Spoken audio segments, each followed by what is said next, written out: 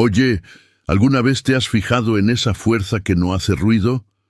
No todas las mujeres gritan su poder a los cuatro vientos. Algunas lo llevan en la mirada, en esa forma silenciosa pero firme de seguir adelante a pesar de todo. Es una fuerza que no siempre se nota a simple vista, pero que, sin duda, siempre se siente. Piensa en las mujeres que te rodean.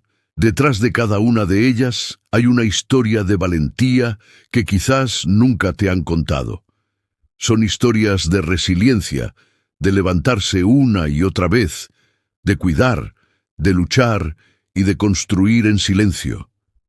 Esa es la verdadera fuerza invisible, un poder que transforma el mundo sin necesidad de aplausos. Es un recordatorio de que la fortaleza más grande, a menudo, es la que llevamos por dentro.